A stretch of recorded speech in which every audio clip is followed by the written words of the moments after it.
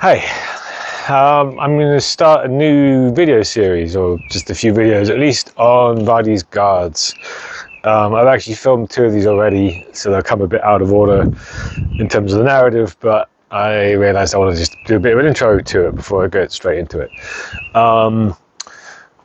This video I want to talk about kind of the nature of guards in general for Vadi, some general principles she's got, and why to care about guards, why we're doing a video series on guards.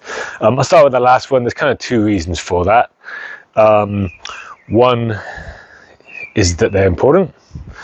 The guards are kind of the foundation of Vadi's system, and I'll explain some of the principles behind them, but essentially they teach you not just how to stand, but how to move and how to do all kinds of actions, so they are really kind of critical.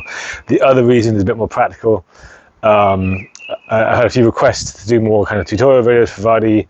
Most of those are quite challenging to do solo, and editing video takes a long time, whereas these are ones that I can bash out, much like Coffee and Hema videos, alone when I'm working from home and a short break from regular work. So that's a less interesting reason.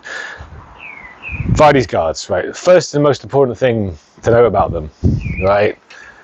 I'm not going to talk about specific guards for this video, but one important note, Vadi's got this line, which is that every action, well, his specific line is, if you wish to appear great in this art, you will move from guard to guard with a slow and serene hand, right?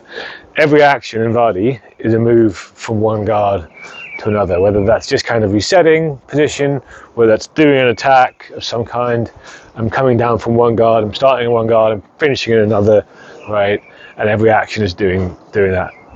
Vidiani, who's about 80 years later than Vadi, explains this much more explicitly. He links guards to tempo, but I think the ideas you see explicitly written in Vidiani, Vadi has lines for all of them, kind of, you know, in this earlier text, and it becomes a later kind of truism. Why is that? Why is that important? Well, essentially it means that no matter what happens, I'm already prepared, right? So if I'm in a guard, I'm ready to act. If I'm not in a guard, if I'm just kind of standing like this, right, or whatever, I'm not ready to act.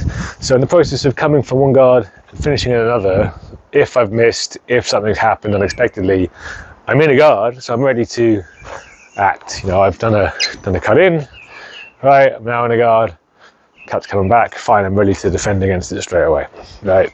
Likewise, you know, whatever guard I end up coming to, right, I have that kind of structure to it.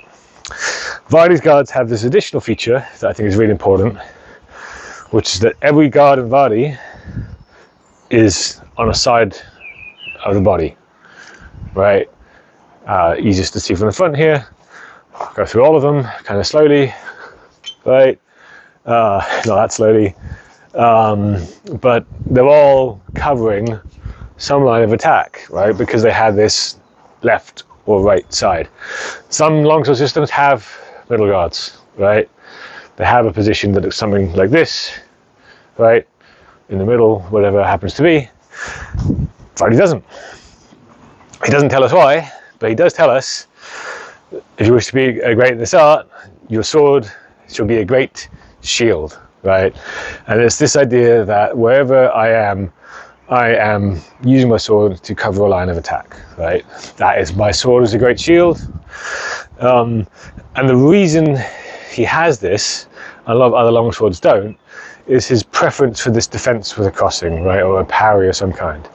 You know, he does describe situations where more that the opponent has run away, avoided, but generally speaking, his preferred action when someone's attacking you, stick your sword in the way, come to a crossing, essentially do a parry, and then riposte afterwards, right? That's his plan A. Having these covering guards enables that, right? So by having a cover here, well, it supports it at least. If I'm covered here, this line of attack is closed, so I know that I'm not getting attacked here. That limits the options of where I need to defend, and by limiting the options of where I need to defend, it makes it easier to come in for a quick defense and a quick counter attack coming in the back of it. So it kind of all supports this, right? So every action I've done comes to a guard, right? Even my parrying action, right? Coming here, coming here, coming here. These are all guards, right? I know how to move from any guard, so whenever I'm in it, I know how I can act from that guard. And that guard, I know what is covered. So these end up being these kind of waypoints for every action you move through, and you're coming into something, hopefully not destroying your raspberry plant in the process, and working through everything in sort of that perspective. So in short, Vadi's guard systems really is the cornerstone of the whole movement. He describes it that way, and it works that way. Every action, whether I am stepping, right, just moving around, striking, or parrying, is coming to a guard. So everything should be in one of these guards, and every guard should be both covering a line of attack, so can be used defensively in that regard because it covers a line of attack, but also every guard charges several strikes. Could be the logical strike, could be less obvious strikes. They all charge some kind of version of strike. That's enough for guards in general. I'm going to go through some specific guards later on in the series and sort of show some more detail about what to do with them. Thanks for watching.